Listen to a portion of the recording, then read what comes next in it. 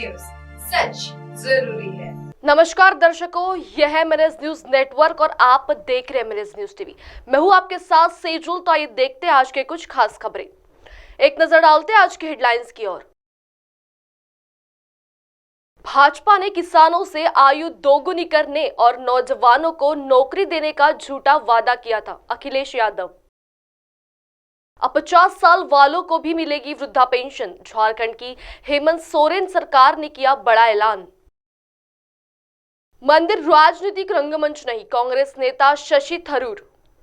आइए देखते हैं खबरें विस्तार से। भाजपा ने किसानों से आय दोगुनी करने और नौजवानों को नौकरी देने का झूठा वादा किया था। अखिलेश यादव। समाजवादी पार्टी के राष्ट्रीय अध्यक्ष अखिलेश यादव ने कहा है कि लोकसभा चुनाव में उत्तर प्रदेश के सबसे बड़ी भूमिका होगी। प्रदेश की जनता भाजपा का सफाया करेगी। उत्तर प्रदेश में भाजपा हारेगी तो देश से हटेगी। समाजवादियों ने नारा दिया है 80,000 भाजपा हटाओ। समाजवादी पार्टी इसी नारे को लक्ष्य मानकर काम कर रही है। शुक्रवार को आजमगढ़ के एक दिवसीय दौरे के दौरान मीडिया से बात करते हुए अखिलेश यादव ने कहा कि समाजवादी पार्टी का पीडीए भाजपा के एनडीए को हराएगा। उन्होंने कहा कि भाजपा ने किसानों से आय दोगुनी करने और नौजवानों को नौकरी देने का झूठा वादा किया था। केंद्र की 10 वर्ष की भाजपा सरकार ने कोई वादा पूरा नहीं किया। भाजपा सरकार को बताना चाहिए कि उसने कितने नौजवानों को नौकरी दी। अखिलेश यादव ने कहा कि भाजपा सरकार ने अखबारों में विज्ञापन दिया कि global investment summit 40 lakh crore का एमओयू हुआ। विधानसभा में भी एमओयू होने की घोषणा की, लेकिन 2 साल में अभी तक किसी जिले में कोई कारखाना लगता नहीं है। किसी भी नौजवान को रोजगार नहीं मिला। सपा अध्यक्ष ने कहा कि भाजपा सरकार की नोटबंदी की नीति पूरी तरह से फेल हो रही है। नोटबंदी भाजपा सरकार की विफलता है।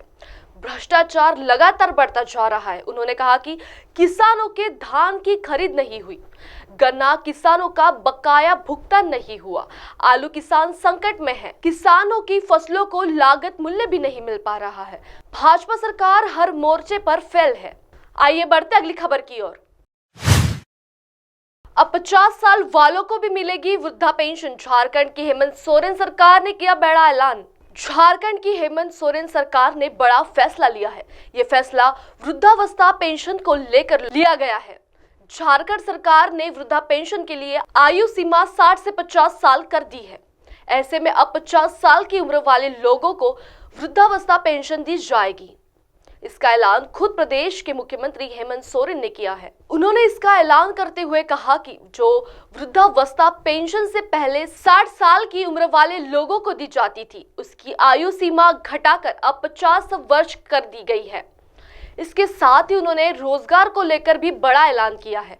उन्होंने झारखंड के लोगों के लिए नौकरियां को लेकर कहा है कि जो भी कंपनियां झारखंड में ऑफिस स्थापित करेगी, उनमें 75% जगह स्थानीय लोगों के लिए रिजर्व रहेगी। बता दें कि झारखंड की हेमंत सरकार के 4 साल पूरे होने पर रांची के मोरहाबादी में भव्य कार्यक्रम का आयोजन किया गया है।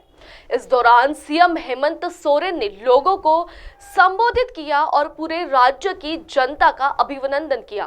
सीएम ने इस कार्यक्रम में वृद्ध पेंशन को लेकर बड़ी घोषणा की। आइए बढ़ते अगली खबर की ओर। मंदिर राजनीतिक रंगमंच नहीं, कांग्रेस नेता शशि थरूर।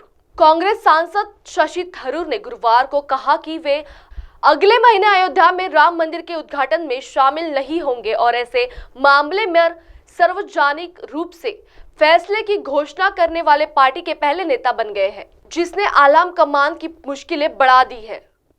केरल में कांग्रेस मुख्यालय के बाहर पत्रकारों से बात करते हुए तिरुवनंतपुर के सांसद ने कहा कि वह आस्था के मामलों को व्यक्तिगत मानते हैं और मंदिरों को राजनीतिक रंगमंच के बजाय परमात्मा से जुड़ने का स्थान मानते हैं।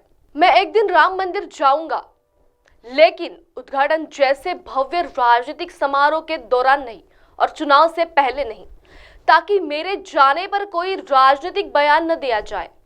उन्होंने अपना ये बयान सोशल मीडिया साइट पर भी किया है। जिन्होंने कांग्रेस के अध्यक्ष पद के लिए मल्लिकार्जुन खड़गे के खिलाफ असफल रूप से चुनाव लड़ा था।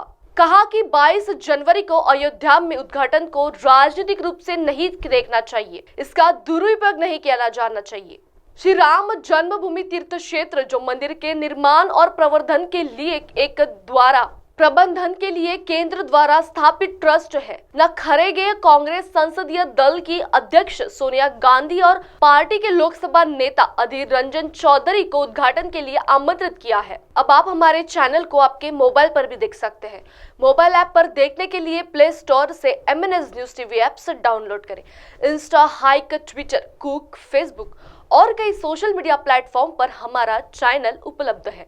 आप इसे यूट्यूब पर भी देख सकते हैं, आप इसे लाइव भी देख सकते हैं www.mnsnewstv.com पर। अब वक्त हो चला है दर्शकों ब्रेक का। ब्रेक से लौटने के बाद देखिएगा देश और दुनिया की तमाम बड़ी खबरें। बने रहिए MNS न्यूज टीवी पर। नमस्कार।